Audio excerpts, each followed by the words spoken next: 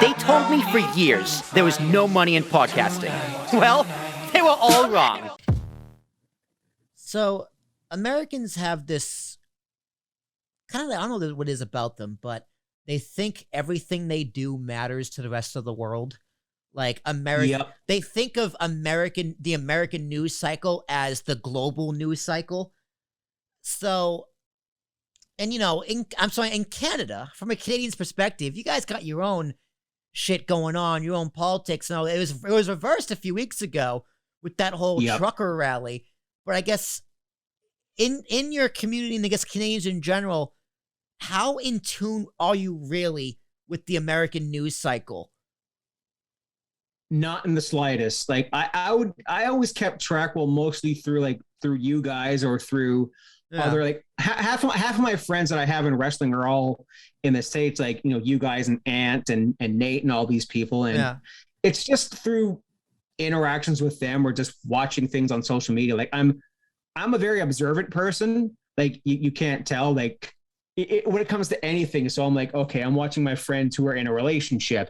I haven't been in one in a long time. I don't intend to be in one for a long time. But if the time comes, I'm like, okay, I remember what to do, what not to do. So let's keep my mental notes up here. Right. And we don't keep track of it. And if anything, we have our version of what's like the talk show hosts that make fun of things in politics, like Trevor Noah, like you guys have. Late night. Yeah. Or Stephen Colbert. Like I love Stephen Colbert. Yeah, Colbert's the Late Show. Who was the guy or the Tonight Show? I'm trying to think. Was it Jon Stewart? Jon Stewart was the Daily Show. Yes, the guy that came out at SummerSlam on John Cena. Yes. Why? Yes. Why? But we have our own like political humor up here. It's called This Hour Has 22 Minutes and Rick Mercer. So anytime I'm watching that and it references like making fun of Biden or Trump or something like that, that's what we get. We don't keep track of it up here, but I live in a very conservative part of Ontario. Right. Very, very redneck. I mean, I'm one. I mean, I'm not ashamed to admit that I'm a redneck. I grew up in like surrounded by farms. So it's very that kind of mentality up here. So, and some of it can be negative if you know what I mean, based on who they vote for. Right. So what do you think of Americans? You, I'm not asking like general Canadian. This is you, Mr. Fretz, in particular. What you think of like America, our culture, our society, our people, and what the fuck we're doing in the world? It's like, what is your opinion on the United States? It's a loaded question. Okay. So first off, like most of the Americans that I've came across are decent people. Yeah. They're good. I agree with that. Most of us are decent people. Hardworking, honest, and if I can offer one, it could be a criticism because the last time I went, by all means.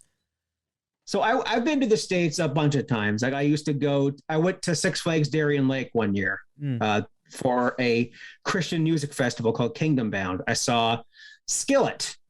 They're a band that, well, if you follow them, they recently made some pretty negative comments towards people who are deconstructing their faith. And I took very much offense to that. So no love to them, but you also saw like your other Christian weird bands, but me and my friend drove from where I am now to San Diego once too. So my criticism is this was especially evident right after 9/11 that you're patriotic, but holy shit, tone it down just a little bit. Like the post 9/11 patriotism, like Spider-Man running in front of the flag. Okay, first movie, I clapped. I'm like, okay, that's cool.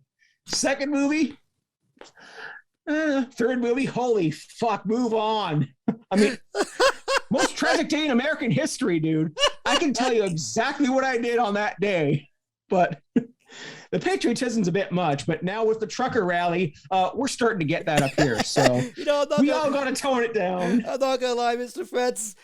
Your point is 100% valid where I need to tone it down, but 9/11 is a terrible example to use because that... My apologies. Because that is something that Americans need more of, that post 9/11, because that's when we were unified as a people. Yes. Right? I admire that. So your sentiment is correct. The whole rah-rah America needs to be toned down, but also on the flip side, the doom and gloom America also needs to be toned down. Yes. So I love it because I think that's a very accurate portrayal of Americans, dude. Just tone it the fuck down, man.